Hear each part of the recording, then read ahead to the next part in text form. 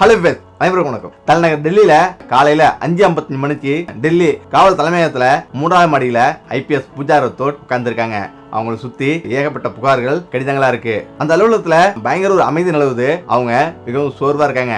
அவங்க முன்னாடி எல்லா கோப்புகளும் ராம்பூர் காவல் நிலையம் பத்தி பயங்கரமா இருக்கு. அது முழுவதுமே ஊழல் குற்றச்சாட்டுகளால நிரம்பி இருக்கு. ஏழைகளிடமிருந்தும் பிச்சைக்காரர்களிடமிருந்தும் பணம் பறிக்கிறது, மேலும் பெண்களிடம் தவறா நடந்து கொள்றது அப்படின்னு பல விதமான புகார்கள் அவங்க குஞ்சிருக்கு. பூஜாவுக்கும் அது உண்மையினே தோணுச்சு. அவங்க அடையாளத்தை முழுமையா மறைச்சு ஒரு பிச்சைக்காரர் போல அவங்க போக நினைச்சாங்க. அது ஒரு சோதனைன்னு அவங்களுக்கு புரியும். மக்களுக்கு தான் நம்பிக்கை கொடுப்பதை விட வேற பெரிய நன்மை எதுவும் இல்லை அப்படின்னு அவங்க நினைக்கிறாங்க. அவங்களுக்குள்ள ஒரு நெருப்பு எரியுது. பூஜாவை அவங்களே கேட்டுக்கிறாங்க. அநீதியை பார்த்துட்டு சும்மா இருக்கணுமா அப்படின்னு நினைச்சு இதுக்கு எல்லாமே ஒரு முற்றுப்புள்ளி வைக்கணும்னு நினைக்கிறாங்க. பூஜா அவங்களோட தோற்றத்தை முற்றிலும் மாற்றுறாங்க. பழைய கிழிந்த சேலை, அதே போல பிஞ்சு போன செருப்பு, கிழிஞ்ச பைய அப்படின்னு அவங்க எடுத்துட்டு கிளம்புறாங்க. அவங்க அணிகிற ஒவ்வொரு உடையும் அந்த உடைய பயங்கர துர்நாற்றம் வீசுது. ஆனாலும் அப்படிப்பட்ட உடைய அவங்க அணிகிறாங்க. ஏழைகளோட துன்பத்தை உணர்ந்து அப்படி அவங்க செய்யறாங்க. அவங்களோட நீண்ட முடிய கீழே இறக்கி விட்டு முகத்துல அழுக்கு மட்டும் சேறு பூசுறாங்க. கண்கள் கீழே வர்ணம் பூசப்படுது. அதாவது நீண்ட நாளுக்கு தூங்காத போல மாறுறாங்க. அவங்களுடைய அடையாளம் முற்றிலும் மாறுது. அவங்க பார்க்கறதுக்கு பூஜா ரத்தோட் போல இல்லாம அவங்களுடைய உண்மையான தோற்றம் முற்றிலும் மாறுது. ஒரு உதவியற்ற ஒரு பிச்சைக்காரர் போல தன்னை ஒரு கண்ணாடியில பார்த்து முற்றிலும் அவங்க மாத்திக்கிறாங்க. அவங்களே கண்ணாடியில பார்க்கும்போது அவங்க கண்ணுல இருந்து கண்ணீர் வருது. வெளியே கிளம்புறதுக்கு முன்னாடி அவங்க தான் ஒரு மொபைல் சிம் வந்துருக்காங்க. அதுல கண்காணிப்பு ஒரு கேமராவோட பொருந்திய ஒரு போனையும் வைக்கிறாங்க. அதை தன்னுடைய சீருடையில பொத்திட்டு அவங்க வெளியில அங்க இருந்து கிளம்புறாங்க. அவங்க வெளியே போன பிறகு 2-3 பேரை சந்திக்கிறாங்க. ஒரு உண்மையான பிச்சைக்காரர் போல அவங்க தெரியுதா இல்லையா அப்படின்றத அவங்க அடையாளப்படுத்துறாங்க. அங்க கேட்டு தெரிஞ்சுக்கிறாங்க. அவங்க வெளில வந்த பிறகு முதல்ல சென்றது அங்க ஒரு பக்கத்துல உள்ள ஒரு கடைக்கு தான். அங்க வெளி மாநிலத்துல வந்த பல தொழிலாளர்கள் எல்லாம் அங்க இருக்காங்க. அவங்க ஒருத்தவங்க சந்திக்கிறாங்க. நீ ஏமா இப்படி இருக்கிற, ரொம்ப நாள் நீ சாப்பிடலையா, உனக்கு ஏதாவது உணவு வேணுமா அப்படின்னு ஒரு ரொட்டியும் அவங்களுக்கு தராங்க. அப்ப தனது மாமனார் மாமியார் அடிச்சு விரட்டிட்டதா அவங்க சொல்றாங்க. இதை கேட்டு அவங்களும் ரொம்ப வருத்தப்படுறாங்க. வருத்தப்பட்டு இந்தம்மா நீ ரொம்ப நாள் சாப்பிட பிறகு இந்த ஒரு ரொட்டி தான் சாப்பிடு அப்படின்னு அவங்க ஒரு ரொட்டி கொடுக்குறாங்க. பூஜாவும் அது மிகுந்த பசியோட சாப்பிடுறாங்க. ஏன்னா அன்னைக்கு நாள் முழுவதும் அவங்க சாப்பிடவே இல்லை. பசியோட சேர்ந்து அவங்களோட உண்மையான வழி அதுல மறைஞ்சிருக்கு. அவங்க முழுமையா அடையாளம் மாறி இருக்கிறது அவங்களுக்கு மிகப்பெரிய பலமா அது மாறுது. அங்கிருந்து அவங்க ராம்பூர் காவல் நிலையத்துக்கு வராங்க. அங்கிருந்து ரயில் நிலையம் நோக்கி செல்றாங்க. அங்க உள்ள ஏழை மக்கள் எல்லாம் பாக்குறாங்க. அங்க காவல்துறை ஒரு பணக்காரன் வாகனங்கள் நிக்கிறது அங்க கவனம் செலுத்துது. ஏழைகளும் அவங்க மனுஷங்கள் தானே அப்படின்னு அவங்க எதுவுமே நினைக்கல. அவங்கள கிராஸ் பண்ணி போறாங்க.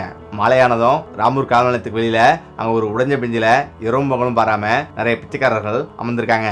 அது நடுவுல பூஜா ரத்தோட்டம் உட்கார்றாங்க. அங்க உட்காந்து அந்த பகுதி முழுவதும் நோட்டம் பெறாங்க. அப்ப அவங்க கவனிக்கிறாங்க, ஒரு ஏழை பெண்ணை சாலையில பிடிச்சி தள்ளுறாங்க. அவங்க பூஜா ரத்தோட் பக்கத்துல வந்து உட்காடுறாங்க. அப்பதான் அவங்க நான் பிச்சை எடுத்துட்டு இருக்கேன் அப்படின்னும், போலீஸ்காரங்க என்கிட்ட அந்த பணம் முழுவதும் கேட்டாங்க அப்படின்னும், நான் கொடுக்க முடியலன்னு சொன்ன பிறகு என்னை பிடிச்சி இப்படி தள்ளிட்டாங்க அப்படின்னும் அவங்க சொல்றாங்க. மேலும் இந்த காட்சி அனைத்துமே இவங்க கண்ணாலேயே பார்த்துட்டு இருக்காங்க. இந்த அநீதியை பார்த்து அவங்களுடைய ரத்தம் கொதிக்குது. ஆனா இது பேசுவதற்கான நேரம் இல்லை அப்படின்னும், அவளுக்குள்ள இருக்க உண்மை அறிய இன்னும் நிறைய விஷயங்கள் நம்ம பார்க்கணும் அப்படின்னும் அவங்க நினைக்கிறாங்க. அது மட்டும் இல்லாம அவங்களும் கைது செய்யப்பட விரும்புறாங்க. நாளைக்கு போலீஸ் ஸ்டேஷன் உள்ள போய் அங்க ஏழைக்கு என்ன நிலைமை ஏற்படுது அப்படின்றத நம்ம பார்க்கணும் அப்படின்னும் அவங்க நினைக்கிறாங்க. இரவுல அங்குள்ள ஒரு பலகையில படுக்கை சொல்றாங்க. அப்ப அவங்களோட கண்கள் தான் மூடி இருக்கு. ஆனா அவங்க இதயத்துல பல விதமான கேள்விகள் எழுது. அது மட்டும் இல்லாம ஒரே வாக்கியம் அவங்களோட இதயத்துல ஒழிச்சிட்டே இருக்கு. இது வெறும் பாசாங்கல்ல, நீதிக்கானது அப்படின்றத அவங்க சொல்லிக்கிறாங்க. 2வது நாள் தொடங்குது. ராம்பூர் காவல் நிலையத்துல சூரிய கதிர்கள் படும்போது, ஜன்னல்கள்ல விழும்போது அங்க பெஞ்சில் படுத்திருந்த பூஜா கண் விழிக்கிறாங்க. அவங்களுக்குள்ள பயங்கர சோர்வா இருக்குது. என்னன்னா இரவு முழுவதும் நல்லா தூங்கல. அவங்களுடைய உடல் சோர்வா இருக்குது, வயிறு பசியா இருக்குது. ஆனா அவருடைய உறுதிப்பாடு வலுவடைஞ்சிருக்கு. காவல் நிலையத்துக்கு உள்ளே போய் ஏழைகள் எப்படி நடத்தப்படுறாங்க அப்படின்றத அவங்க புரிஞ்சுக்க நினைக்கிறாங்க. அருகில ஒரு பிச்சைக்காரர் போறாரு. அவங்கள்ட்ட கொஞ்சம் தண்ணீர் வாங்குறாங்க. அந்த அழுக்கு தண்ணீர் எடுத்து தனது துணிகள்ல அவங்க ஊத்திக்கிறாங்க. அதனால அது துர்நாற்றம் வீசுது. இன்னும் அவங்க அதிகமா முழுமையான பிச்சைக்காரரா அவங்க மாறுறாங்க. வழியில மயங்கி விழுந்தது போல அவங்க அப்படி கிடக்குறாங்க. அந்த வழியா 2 போலீஸ்காரரும் வராங்க. அதுல ஒருத்தர் காலில் வச்சு மறுபடியும் பாரு ஒரு பைத்தியக்காரர் இப்படி கிடக்குறா அப்படின்னும் அதுல ஒருத்தர் சொல்றாரு. இந்த பிச்சைக்காரர்கள் கூட ஸ்டேஷனுக்கு முன்னாடி இப்படிதான் கிடக்குறாங்க அப்படின்னும், இப்படி கேவலமா உடையணிஞ்சிட்டு இப்படிதான் கிடப்பாங்க அப்படின்னும் ஒருவர் சொல்றாரு. அது மட்டும் இல்லாம சீக்கிரம் எழுந்துரு அப்படின்னு தட்டுறாரு. இப்படி எழுந்திருக்கலன்னா உங்களுக்கு காவல் நிலையத்துக்கு அழைச்சி சொல்லுவோம், சீக்கிரம் எழுந்துரு அப்படின்னு அதட்டுறாரு. 2வது நபரும் காலில் ஒதுக்கிறாரு. நாடகம் ஆடுது, அதை இழுத்துட்டு ஸ்டேஷனுக்கு போங்க அப்படின்னும் அவர் கத்துறாரு. இவங்க மேல ஏற்கனவே உள்ள ஏதாவது ஒரு கேஸை போட்டு உள்ள தள்ளுங்க அப்படின்னும் சொல்றாரு. 2வது நபர் கையை பிடிச்சு தூக்கி ஸ்டேஷனுக்குள்ள அடிச்சு போறாங்க. உள்ள இருக்க சூழ்நிலை பயங்கரமா இருக்கு. கான்ஸ்டபிள் இவளை உத்து பார்த்து யாரு இவங்க, என்ன இது அப்படின்னு கேக்குறாங்க. அதுல ஒரு போலீஸ்காரர், ஐயா சாலையில இப்படியே படுத்து கிடந்தா, பேசவே இல்லை, போயில இருக்கிறது போல தோணுது அப்படின்னும் அவர் சொல்றாரு. அல்லது ஒரு பைத்தியமா இருக்கலாம் அப்படின்னும் அவர் சொல்றாரு. சரி, அந்த பெண்ணை பின்னாடி உள்ள அறையில போடு அப்படின்னு அவர் சொல்றாரு. பிறகு பார்க்கலாம் அப்படின்னும் உத்தரவிடுறாரு. அந்த அறைக்கு பின்னாடி ஒரு அறை இருக்கு. அந்த அறையில ஒரு சிறுமியும் ஒரு வயதானவர்களும் ஏற்கனவே உட்கார்ந்துருக்காங்க. அதுல அந்த பெண்ணுக்கு 17-18 வயசு இருக்கும், உட்கார்ந்துருக்காங்க. மேலும் 2 பெண்கள் உட்கார்ந்துருக்காங்க. நடுத்தர வயது பெண்களும் உட்கார்ந்துருக்காங்க. உன்னையே எங்க பிடிச்சிட்டு வந்தாங்க, நீ என்ன தவறு செஞ்ச அப்படின்னும் அவங்க கேட்கறாங்க. அதுக்கு ரோட்ல படுத்திருந்தேன், என்ன அழைச்சிட்டு வந்தாங்கன்னு சொல்றாங்க. அதே நேரத்துல அந்த வயதான பெண்மணியும் அந்த சின்ன வயசு பெண்ணும் அழுது கண்கள் சிவந்திருக்கு. பூஜா கவனிக்கிறாங்க. உனக்கு என்ன ஆச்சு அப்படின்னு அவங்க கேட்கறாங்க. அந்த பெண்ணும் அழ ஆரம்பிக்கிறா. என்னுடைய சகோதரரை நேற்று கைது பண்ணாங்க, எங்க அண்ணா வழக்க நாங்க வந்தேன் அப்படின்னும், ஆனாலும் பணம் கொடுக்கலன்னா விட முடியாது அப்படின்னும் என்ன அடைச்சி வச்சுட்டாங்க அப்படின்னும் அந்த பெண்ணு சொல்லுது. ஆனா அதே சமயத்துல என் கூட என்னுடைய மூத்த சகோதரரும் வந்தாரு. அந்த மூத்த சகோதரரை வெளில அனுப்பிட்டாங்க அப்படின்னும், அவங்க என்னுடைய துணியை கிழிக்க முயன்றாங்க அப்படின்னும் அவ சொல்றா. இதை கேட்டதும் பூஜாவோட இதயம் அதிருது. காவல்துறையில இப்படி ஒரு கொடுமை நடக்குது அப்படின்னும் அவங்க கொதிச்சு போறாங்க. இந்த நேரத்துல தான் இன்ஸ்பெக்டரோட குரல் அங்க கேக்குது. அந்த புது பிச்சைக்காரிய வெளியே அழைச்சிட்டு அப்படின்னும் அவர் சொல்றாரு. வெளியே சொல்றாங்க. இன்ஸ்பெக்டர் சௌத்ரி குமார், அவருக்கு வயது 45 இருக்கும். கண்கள்ல மதியின் தாக்கம் அதிகமா இருக்கு. நடப்பதுல ஆணவமும் அதிகாரமும் இருக்கு. அவரு பூஜாவை மேலும் கீழும் பாக்குறான். உன் பேர் என்ன அப்படின்னும் அவர் கேக்குறாரு. பூஜா சொல்றாங்க, என்னுடைய பெயர் மாலதி. ஐயா, நான் இந்த கிராமத்திலேருந்து வந்தேன். எனது மாமியார் என்னை வெளில துரத்துட்டாங்க. எனக்கு தங்கறதுக்கு இடம் இல்லை அப்படின்னும் அவங்க சொல்றாங்க. இன்ஸ்பெக்டரும் சிரிச்சுக்கிட்டே அடைக்கல இந்த இடம் வந்திருக்கே அப்படின்னு அவர் கேட்கிறாரு. நீங்க வச்சிருக்க இந்த பையில ஏதாவது இருக்கா அப்படின்னும் அவர் கேட்கிறாரு. அதுக்கு பூஜாவோ இல்ல, இதுல இருந்து எதுவுமே இல்லை அப்படின்னும் அவர் சொல்றாரு. பூஜா சொன்னதும் சௌத்ரி அவங்க பைய இருக்கிறாரு, பிடுங்கி பாக்குறாரு. அப்ப அதுல கொஞ்சம் காசு இருக்கு. ஒரு 50 ரூபா எடுத்து ஒரு கான்ஸ்டபிள்கிட்ட கொடுத்து போய் சிகரெட் வாங்கிட்டு வா அப்படின்னும் அவர் சொல்லி அனுப்புறாரு. இப்ப அந்த பேக்கையும் கொடுத்துட்றாரு. உடனே இனி அமைதியா இருக்கக்கூடாது அப்படின்னு நினைச்சவங்க உடனடியா அவங்க பைக்ல இருந்து சைட்ல பையில இருந்து மைக்கே வந்து இருக்கிறாங்க. பக்கத்துல ஒரு பெண் இருக்காங்க. அவங்கள்ட்ட இங்க பக்கத்துல என்ன நடந்ததுன்னு நீ சாட்சி அளிப்பி அப்படின்னும் அவங்கள்ட்ட கேட்கறாங்க. அந்த பெண்ணும் பயந்துகிட்டு இப்படி சொல்றா. இல்ல, நான் செஞ்சா எனக்கு ஏதாவது பிரச்சனை வரும் அப்படின்னு நான் பயந்துட்டு சொல்றா. இல்ல, நான் பூஜா அப்படின்னு சொல்லி உண்மையான விவரத்தை அனைத்துமே சொல்றாங்க.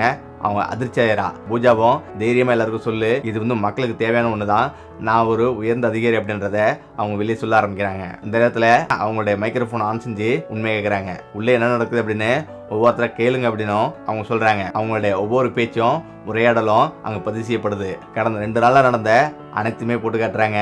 ஆதாரம் எல்லாமே வெளியே வருது. இங்க நடத்தப்பட்ட அநீதிக்கு ஆதாரம் இருக்கு அப்படின்னும் அவங்க வெளியே சொல்ல ஆரம்பிக்கிறாங்க. இப்ப காவல் நிலையத்துல 3ஆவது நாள் தொடங்குது. இவங்க எழுந்திருக்கிறாங்க. ஏற்கனவே பூஜா அனைத்தையும் பார்த்துட்டாங்க. இன்னைக்கு பூஜா பணம் சேகரிக்கிறாங்க, பெண்களோட உறவு கொள்றாங்க, அப்பாவி மக்களை கொள்ளடிக்கிறதுல சிக்க வைக்கிறது அப்படின்னு பல விதமான மோசடி நடக்கிறத அவங்க பாக்குறாங்க. சௌத்ரியோட அருவருப்பான செயல் அனைத்தையும் வெளியே கொண்டு வரணும்னு இப்ப முயல்றாங்க. இப்ப அவருடைய உண்மையான முகத்தை வெளிக்கொண்டு வர வேண்டிய நேரம் அப்படின்னும் அவங்க நினைக்கிறாங்க. அந்த காலையில சௌத்ரி திரும்பி வராரு. பூஜா அழுக்கா இருக்காங்க. வெறுப்பு கலந்த பார்வையோடு அவங்களோட துணியை பாக்குறான். மேலும் அவன் முகத்தை சுளிக்கிறான். குளிச்சுடு, சுத்தமான துணியை கட்டிட்டு வா அப்படின்னும் அவன் சொல்றான். மேலும் யாதவ் சார் வீட்டுல வேலை நிறைய இருக்கு, அங்க வேலை செய்யணும் அப்படின்னும் அவன் சொல்றான். இதோட அர்த்தம் அவளுக்கு புரிய ஆரம்பிக்குது. ஆனா அவன் பயப்படவே இல்லை. தனது பணியோட இறுதி கட்டத்துல இருக்கான்றதை மட்டும் அவன் நினைவு கொள்றா. நிலையத்தோட ஒரு மூடி அறைக்குள்ள அவங்க அந்த அறைக்குள்ள பூஜாவை அழைச்சு செல்றாங்க. இன்ஸ்பெக்டர் உடனே, பாருங்க மாலதி, நாங்க உனக்கு நல்லவங்க தான், நாங்க உனக்கு ஒரு வாய்ப்பு தரோம், சாப்பிடவும் தருவோம், அதே சமயத்துல என்ன சந்தோஷப்படுத்தணும் அப்படின்னும் அவன் சொல்றான். அப்படி பண்ணுனா உங்களுக்கு தங்கறதுக்கு இடம் கிடைக்கும் அப்படின்னும் அவன் சொல்றான். அப்படி இல்லைன்னா இங்கே இருந்து வீணா ஆயிடுவேன் அப்படின்னும் அவன் சொல்றாரு. பூஜாவின் கண்கள் இப்போது மிதோ சிவக்குது. தன்னுடைய அழுக்கெல்லாம் துடைக்க ஆரம்பிக்கிறாங்க. உள்ளே கையை வச்சு ஒரு பொத்தானை அழுத்துறாங்க.